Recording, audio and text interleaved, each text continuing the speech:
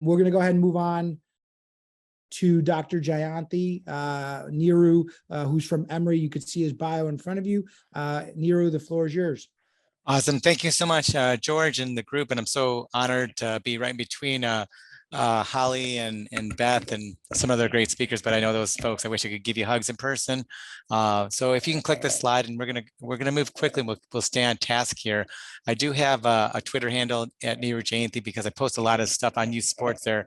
If you want to follow it, our youth sports medicine program is focused on young athletes, but we also partner with organizations like Coach Safely to keep them healthy, and that's part of our goal for my talk. Next slide. And you can click through to keep on the slide here.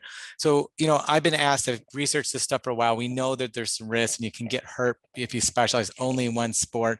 But the question is, when is it okay to do this? And expert recommendations, including myself and many organizations, tell you got to play a lot of different sports, which I may very well agree with. But I think we got to not just, say there's only one path to it. And so we should have a plan for those that decide to specialize. Next slide. And so, you have to have a story for this kid, George. This is George when he was a young kid over there on the left there. He's just learned how to kick a ball. And you gotta have soccer available for that kid and still have a developmental pathway for George's friend, Jimmy, who was much better than him. So we have to have two pathways, I think, at least. Next slide, please. And then if you can click through this a little bit, this particular slide. So people start very early with choosing a sport, sometimes even earlier than you think. And I think we've actually progressed. So it's actually about 4 years earlier than back about 20 years ago, or even 25 years ago. And with that comes about 4 years prematurity in the type of injuries that you get. So we're seeing stuff in patellar tendinopathy and other areas that usually happen in college athletes or beyond. Next slide. And so what are the health consequences of these things? Next slide. Now, this has been published a lot, and we are one of a number of authors now who talk about the health consequences. And is this really a public health issue about what's happening with this concept of playing a single sport? If we think 60 million kids play sports, and our data, about a third of them are specialized. So we're really talking about 20 million kids. And we know that it does two things. If you can click the slide here, it increases the risk of overuse injury, but I even think more importantly, it decreases opportunities. And that's an organizational issue, and the risk of overuse injury is an individual issue. So I think you got to attack it from two different ends. Next slide, please. And I've been asked in all different media to try to give an answer to this, and there's no single answer to this. But if you can click on the next slide, we can summarize a little of our data in this, hopefully, if the video plays with sound. I'm here. And then Sports are a great way to keep kids physically active. I've played pretty much every single sport besides volleyball. I've played soccer and done ballet. No, I play all the sports. But more than a third of injuries in kids are sports related. Researchers from Emory University looked at data from 1,200 young athletes over a 3-year period. They found that for kids under 12, those that specialized were more likely, about 1.5 times more likely to report an injury. When they start specializing too young, you have to acknowledge that the risk of injury and burnout is just higher. The study also found that kids are playing more organized sports, twice as much as they're playing for fun, which can lead to overuse injuries. So what can parents do? Delay sports specialization until their child is 12. Also, encourage more seasonal participation. Maybe have a 3-month period where they're either taking off and resting.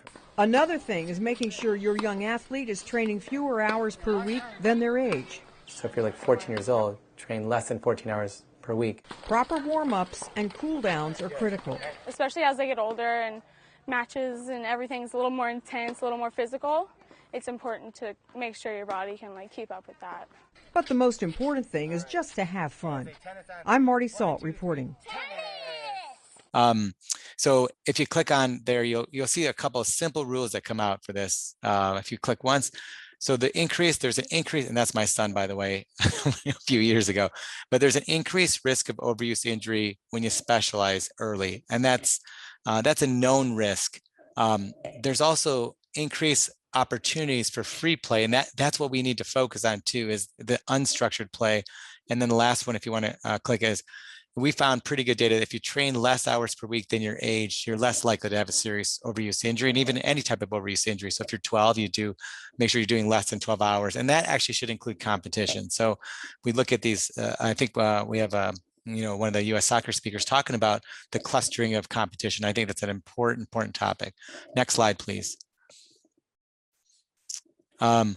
And the other factor, and now it's great to see this an old, as Holly brought up, but this is an old New York Times article, but in other NGBs are worried about this, is this specialization causing a decline in their overall sport participation. When you take off and siphon off only the best players, you lose a lot of the recreational players and the kids who don't have the same skill set or long-term goals to be a high level or college player.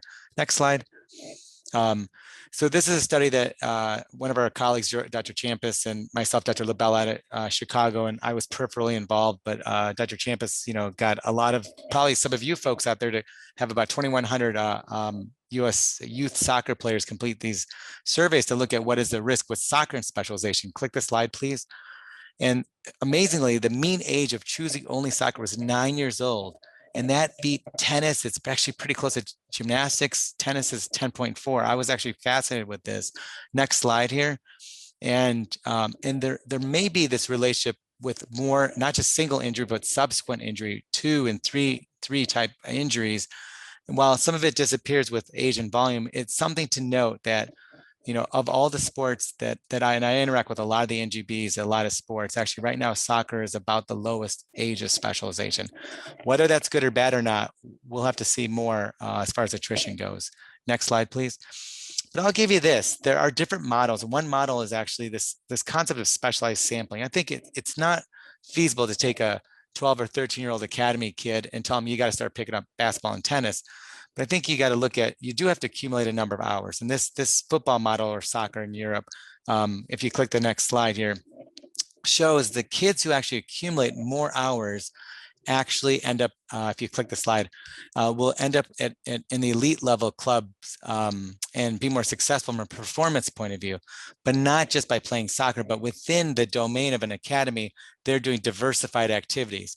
So you might want to keep them, and this is an argument I get where people want to kind of have them, they need them there because there's a business model, which I totally get as well too, and this happens in tennis, but we want their activities to be diversified and some of it to be unstructured. But if you add up the total number of hours, the ones that accumulate the more hours have the highest chance of elite level success. And perhaps injury, but we have to focus with a lot of coaches here too on the performance aspect as well too, a known risk. Next slide, please. So we've decided that we can't just tell everyone you can only choose diversified sports, and if you play one sport, you're going to jump off a cliff. We had to have a supportive model. So we published more recently a few models that we think might be helpful for those that do choose, which is many kids, to say, I'm only going to focus on a single sport. Can you click the next slide? And so click a couple times, there would be 4 little things. So we think that there's 4 main areas, and obviously we can go to much more detail at a different time, and we can certainly submit this talk for you guys. And these are the 4 areas that we'll kind of run through real briefly, one at a time. Next slide, please. I happen to be the guy who specialized a little bit of the time on sports specialization and intense training. And what we found actually was those athletes with supportive environments actually had pretty good health-related quality of life, even if they specialized. And those are parents who were not pushy about wins and losses. It was the child who was resilient and who actually had an internal drive. They had positive experiences. And they actually exercised a lot, which is a good thing, right? Next slide, please. We have a recent study that we just submitted for publication over a few years, and we had several hundred athletes. We looked at quality of life after different types of injuries. And if you click the next slide, we found that for the most part, except for overuse injury, the injured athletes actually had similar quality of life ratings to those in a general pediatric population. And so let us remember that sports is good. And even injured athletes, sports is good. We shouldn't scare away young female athletes in particular who have a lot of reasons to get hurt from playing sports. Catastrophic injury like ACL is a game changer. Overuse injury is modifiable, and we can keep them in the sport, I believe. Next slide. Now we have to look a little bit at Sean Cummings' data. He's a PhD out of UK, does a lot of work in soccer with the football clubs out there. And we have to look at this concept of biobanding, which is actually grouping kids by their predicted adult height and in quartiles, like either before puberty, at the beginning of a growth spurt, then the growth spurt, and then when they're skeletally mature, and actually grouping the kids, and actually reduces their injury rate by where they are in maturity, not by their age.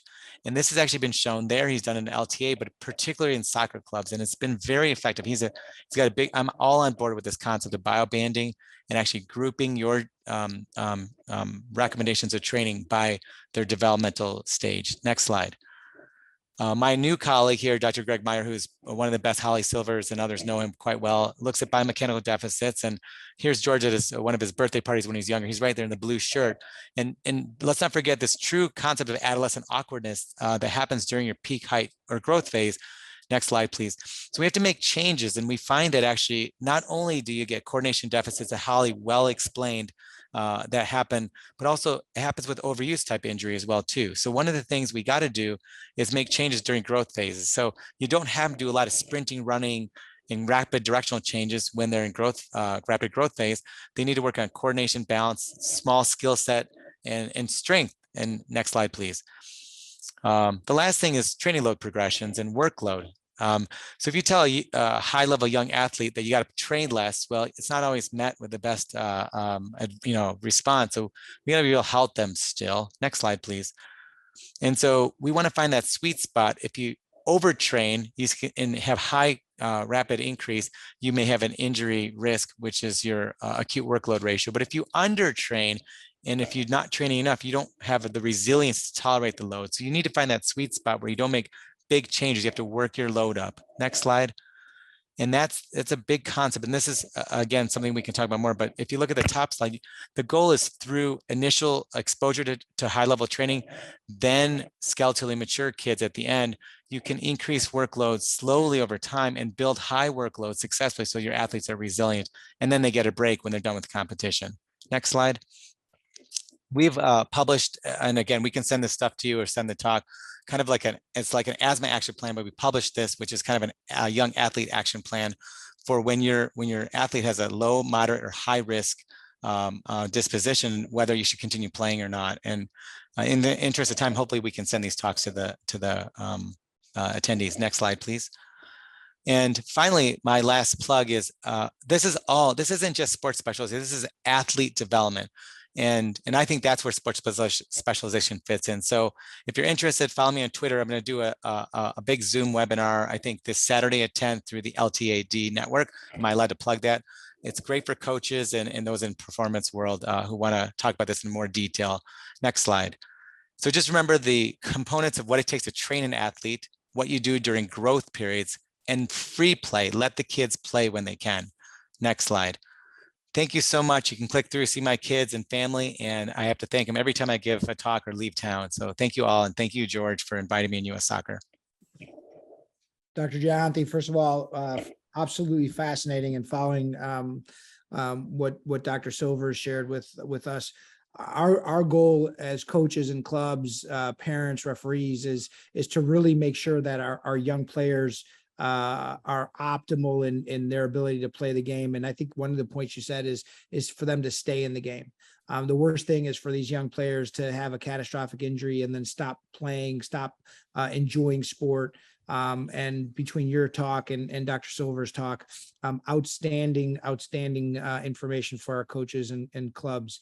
I will reiterate that this is being recorded and we will share it on Recognize to Recover. So Dr. Jayanthi, thank you so much.